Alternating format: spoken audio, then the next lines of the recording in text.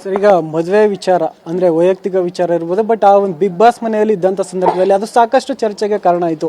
ಅಂದರೆ ಮೋಸ ಮಾಡಿ ಹೋಗಿದ್ದಾರೆ ಅನ್ನೋ ಮಾತುಗಳು ಕೂಡ ಹರಿದಾಡ್ತಾ ಇತ್ತು. ಈ ಒಂದು ವಿಚಾರವನ್ನು, ವೈಯಕ್ತಿಕವಾಗಿದ್ದಂಥ ವಿಚಾರವನ್ನು ಬಹಿರಂಗವಾಗಿ ನೀವೇ ಬಹಿರಂಗಪಡಿಸಿದ್ರಿ, ಅದಕ್ಕೆ ಸಕಾರಣವನ್ನು ಕೂಡ ಕೊಟ್ರಿ. ಆ ಒಂದು ವಿಚಾರವನ್ನು ಹೇಳೋದಾದ್ರೆ ಅಣ್ಣ, ನಾನು ಹೇಳ್ದನಲ್ಲ, ಬಿಚ್ಚಿಟ್ರೆ ತೆರೆದ ಪುಸ್ತಕ. ನಾನು ಯಾರು ಬೇಕಾದರೂ ನಾನು ವಿಮರ್ಶನೆ ಮಾಡ್ಕೊಬೋದು. ನಾನು ಅದರಲ್ಲಿ ಏನು ಇದಿಲ್ಲ. ನಾನೇನಾದರೂ ತಪ್ಪು ಮಾಡಿ ನಾನು ಇದಾಗಿದ್ದರೆ ನಾನು ಓಡೋಗ್ಬೇಕಾಗಿತ್ತು. ಒಂದು ಅಂಥ ಶೋಕ್ಕೆ ಯಾರೂ ಬರಲ್ಲ.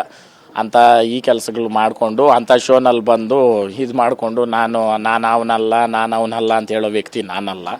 ನಾನು ಎಲ್ಲಿನೂ ಇನ್ನೊಂದು ವೈಯಕ್ತಿಕ ವಿಚಾರಗಳು ಅಂತ ಬಂದಾಗ, ವೈಯಕ್ತಿಕ ವಿಚಾರ ಅಂತಂದ್ರೆ ಏನು, ಪರ್ಸ್ನಲ್ ಅಂತಂದಾಗ ಪಬ್ಲಿಕಲ್ಲಿ ಅದು ಎಷ್ಟು ಮಾತ್ರ ಪ್ರಶ್ನೆಗೆ ನಾನು ಉತ್ತರ ಕೊಡಬೇಕು ಅನ್ನೋದು ನನಗೆ ಗೊತ್ತಿಲ್ಲ.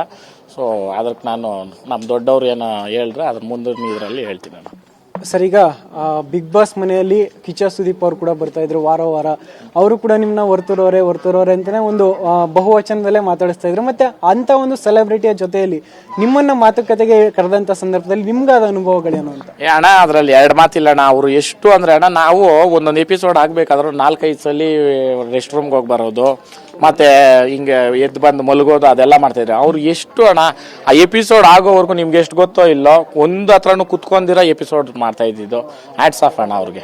ಅವರು ಬಂದು ಹೇಳ್ತಕ್ಕಂಥ ಮಾತಿರ್ಬೋದು, ಸ್ಫೂರ್ತಿದಾಯಕವಾಗಿರ್ಬೋದು. ಒಬ್ಬರನ್ನ ಏನೋ ಒಂದು ಹೇಳ್ತಾವ್ರೆ ಅವ್ರ ಬಗ್ಗೆ ಅಂತಂದವಾಗ ಅದು ನಾವು ತಪ್ಪಾಗಿ ತಿಳ್ಕೊಬಾರ್ದು. ಅದು ಅವ್ರು ಕೊಡೋ ಎಚ್ಚರಿಕೆ. ಅದು ನಾನು ಅವ್ರ ಮಾತನ್ನ ನಾನು ತುಂಬ ಗೌರವಿಸ್ತೀನಿ ನಾನು.